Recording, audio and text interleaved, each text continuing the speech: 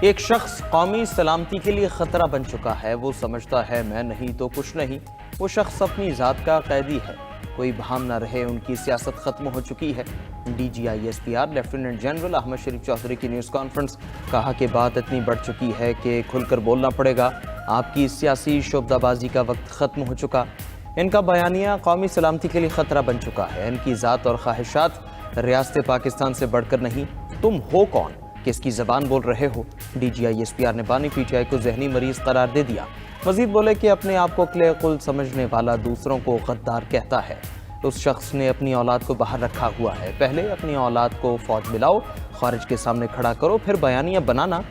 ان سب کا سہولت کار بھارتی میڈیا ہے۔ را کے اکاؤنٹس ان کے ٹویٹ والے بیانیے کو چلا رہے ہیں۔ واضح ہے یہ شخص جو چاہتا ہے وہ نہیں ہوگا۔ فوج کے خلاف عوام کو بھڑکانے کی اجازت نہیں دی جائے گی۔ فوج کو اپنی سیاست سے دور رکھیں۔ پاک فوج لسانیت یا کسی سیاسی سوچ کی نمائندگی نہیں کرتی۔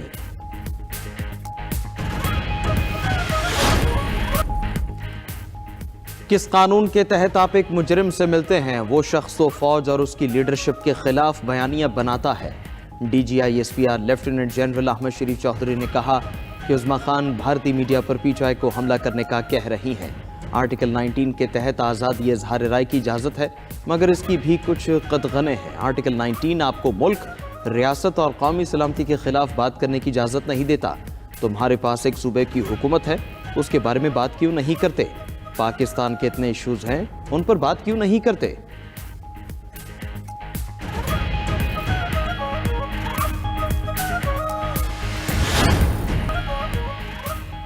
بانی پی ٹی آئی سے بہنوں کی ملاقات پر سیاست نہ کی جائے۔ Chairman P T I barrister Gohar کی اپیل۔ پارلیمنٹ ہاؤس میں میڈیا سے گفتگو میں بیرسٹر گوہر نے کہا کہ کچھ لوگوں کے غیر ذمہ دارانہ بیانات کی مذمت کرتا ہوں۔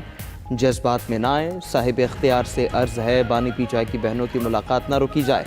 بانی پی ٹی آئی سے ملاقات میں سیاسی بات ہوگی، وہ ملک کا پوچھیں گے تو ہم بتائیں گے۔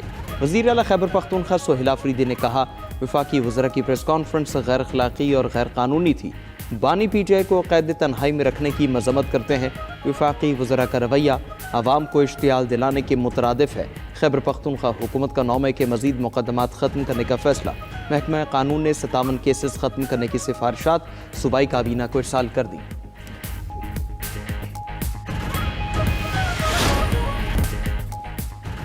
آڈیو لیک کیس میں علی امین گنڈاپور کے وارنٹ گرفتاری جاری۔ عدالت کا علی امین گنڈاپور کو گرفتار کر کے پیش کرنے کا حکم۔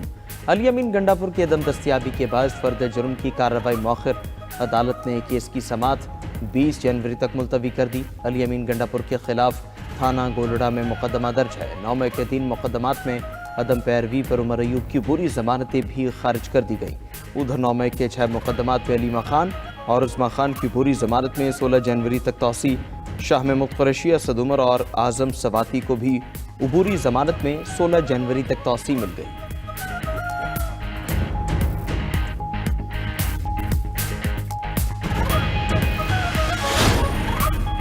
بلاول بھٹو کا وفاق سے صوبوں کو مزید اختیارات دینے کا مطالبہ۔ کراچی میں جناح اسپتال کے نئے بلاک کی افتتاحی تقریب سے خطاب میں چیئرمین پیپلز پارٹی نے کہا کہ 18ویں ترمیم کو غلط کہنے والوں کے لیے جواب یہ اسپتال ہیں۔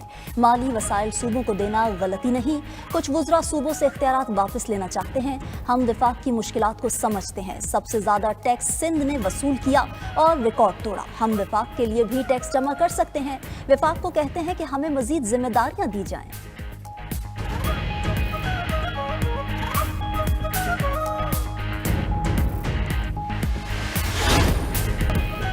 صدر مملکت آصف علی زرداری نے جسٹس ظفر احمد راجپوت کو سندھ ہائی کورٹ کا مستقل چیف جسٹس تعینات کر دیا۔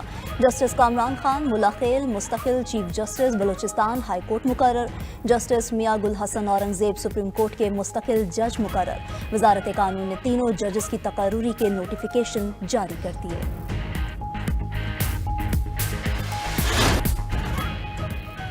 مغربی کنارے میں اسرائیلی کارروائیوں سے 95,000 فلسطینی متاثر۔ اقوام متحدہ کے ادارے OCHA کا کہنا ہے رواں سال مقبوضہ مغربی کنارے میں غیر قانونی آباد کاروں نے 1680 حملے کیے۔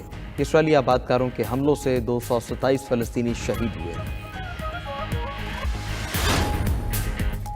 इसराइली फौज पर फलस्तीनियों की जासूसी का इल्जाम। आयरिश इंसानी हकूक की तंजीम ने इसराइली फौज के खिलाफ तहकीकात का मुतालबा कर दिया। गैर मुल्की मीडिया के मुताबिक सेहोनी फौज ने गैर कानूनी तौर पर फलस्तीनियों की डाटा प्रोसेसिंग की। फलस्तीनियों की फ़ोन कॉल्स और ज़ाती मालूमात माइक्रोसॉफ्ट क्लाउड सर्विस से लिया गया। डाटा को सेहोनी फौज ने जंगी जुराइम और नस्ल कुशी के लिए इस्तेमाल किया। उधर इसराइल ने 2026 का दिफाई बजट $34 अरब मुकर्रर कर दिया।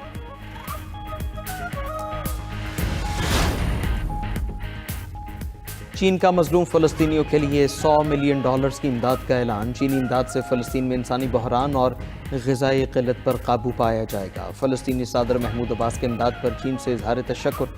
चीनी सदर का फ़लस्तीन के साथ स्ट्रेटेजिक ताल्लुकात और सियासी ताउन जारी रखने पर जोर।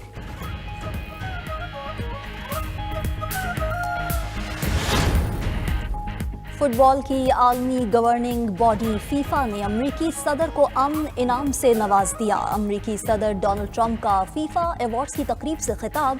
कहा कि हमने भारत पाकिस्तान समेत दीगर कई जंगें रुकवाई। हमने दुनिया भर में लाखों जिंदगियां बचाईं। कॉन्गो में लाखों अफराद मर चुके, मजीद लाखों मर सकते थे।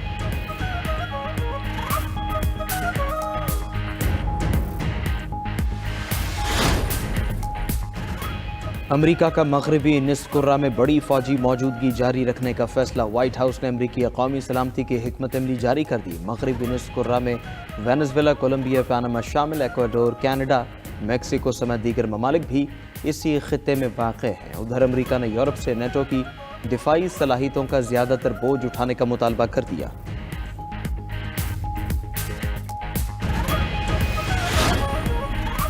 रूस का भारत से तिजारती हजम $100 अरब तक ले जाने का ऐलान। रूसी सदर पुतिन का भारत में बिजनेस फोरम से खिताब। कहा कि रूस भारतीय मसनूआत की दरामदाद में इजाफा करेगा। डिजिटलाइजेशन, रोबोटिक्स, दवासाजी और मसनूई ज़हानत में ताउन मजीद मजबूत बनाएंगे।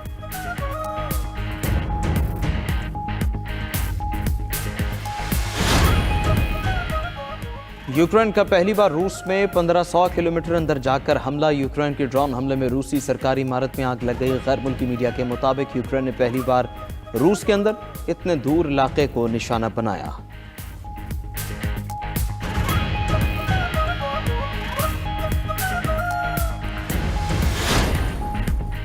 अमरीकी महकमा खारजा ने कनाडा को $2.5 अरब के बम फरोख्त करने की मंजूरी दे दी। खबर एजेंसी के मुताबिक अमरीका बमों को गाइडेड गोला बारूद में बदलने वाली 5000 से जायद किट्स भी देगा।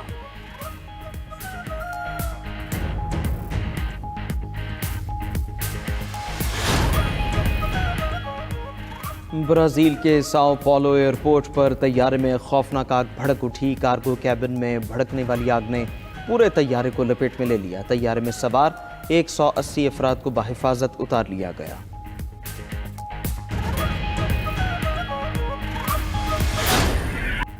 पाकिस्तान समेत 8 ममालिक के वज़राए ख़ारजा का मुश्तरका एलामिया जारी। रफ़ा क्रॉसिंग के यकतरफा खुलने पर गहरी तशवीश का इजहार। फ़लस्तीनी अवाम को उनकी ज़मीन से निकालने की कोशिश भी मुस्तरद। मुश्तरका बयान में अमरीकी सदर डोनाल्ड ट्रंप के मंसूबे की मुकम्मल पाबंदी पर जोर दिया गया। एलामी में कहा गया कि ट्रंप प्लान की मुकम्मल और फौरी अमल दरामद की ज़रूरी है। फायरबंदी बरकरार रखने, शहरियों की मुश्किलात कम करने, इंसानी इमदाद की मुकम्मल रसाई, फौरी बहाली और तामीर नौ के इक़दामात शुरू करने पर जोर दिया।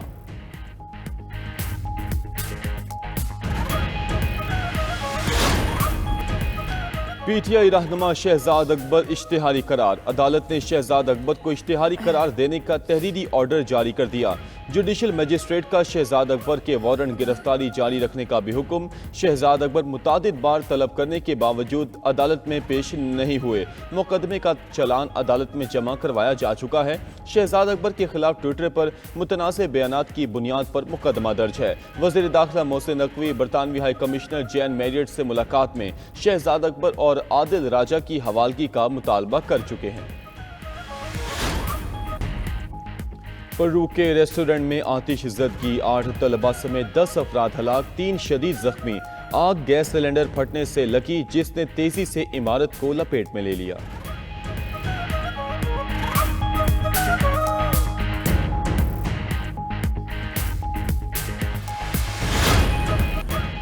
ابوظہبی میں سالانہ مارچ آف دی یونین نے رنگ جما دیا۔ مارچ آف دی یونین میں عرب دنیا کی بہادر خواتین اور مردوں نے گھوڑوں اور اونٹوں کی سواری کی۔ تقریب میں شاندار رقص، گھوڑوں کی پریڈ اور روایتی موسیقی نے محفل کو چار چاند لگا دیے۔